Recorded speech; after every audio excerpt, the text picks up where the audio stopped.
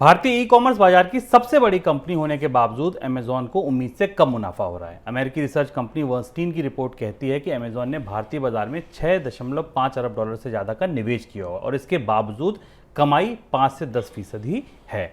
उस कमाई में अगर टैक्स और ब्याज हटा लिया जाए तो वो और भी कम हो जाती है। सर, अमेजॉन को भारत में नुकसान क्यों हो रहा है? अमेज़ोन ने भारतीय बाजार में काफ़ी बड़ा निवेश किया। 6.5 बिलियन डॉलर का निवेश है भारत, और ये बर्नस्टीन की रिपोर्ट काफ़ी चौंकाने वाली है।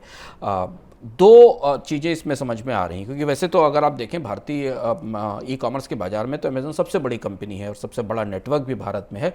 दो महत्वपूर्ण चीज़ें दिखाई दे रही हैं कि एक तो जो कंपटीशन है अमेज़न के लिए नए क्षेत्रों में, बाजारों में, और ख़ास तौर से जो नए स्टार्टअप्स और ई कॉमर्स आ रहे हैं जो अलग अलग कैटेगरीज में प्रोडक्ट सेल कर रहे हैं, उनके कारण अमेज़न को एक बड़े मार्केट प्लेस की तरह एक प्रतिस्पर्धा का सामना करना पड़ रहा है। जैसे कि आप गारमेंट के ई कॉमर्स मार्केट को देख लें, आप कॉस्मेटिक्स के ई कॉमर्स मार्केट को देख लें। ऐसे जो नए स्टार्टअप्स आए हैं उनके पास डिस्काउंट देने की, चीज़ों को नए ढंग से पहुंचाने की, प्रतिस्पर्धा की ज़्यादा क्षमता बनी हुई है, जिसका असर हमें अमेज़न की बैलेंस शीट पर या भारत के में डिमांड पर दिखाई दे रहा है।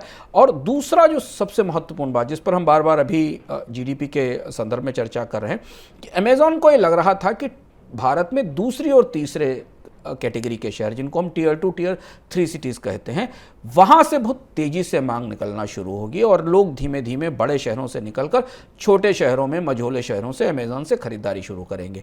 इस बीच में जो रेगुलेटरी इन्वायरमेंट बदला, भारत में अमेज़न को लेकर तमाम सारे दबाव बने, भारत के रिटेलर्स ने सरकार पर दबाव बनाया, कानूनों में बदलाव हुआ, अब भारत का नियामक रेगुलेटर अमेज़न की लगातार जाँच कर रहा है।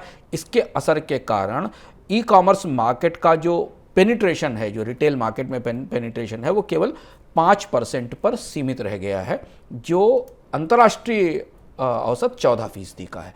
तो इस वजह से अमेज़न का पूरा प्लान भारत में निवेश को लेकर, भारत में डिमांड को लेकर थोड़ा सा बाधित हुआ है। और इसीलिए वैसे इंडिया की ई कॉमर्स स्पेंडिंग में 2025 तक जो आंकड़े मैं देख रहा हूँ, 130 बिलियन प्लस की ग्रॉस मर्चेंडाइज वैल्यू की बढ़ोतरी दिखाई दे रही है।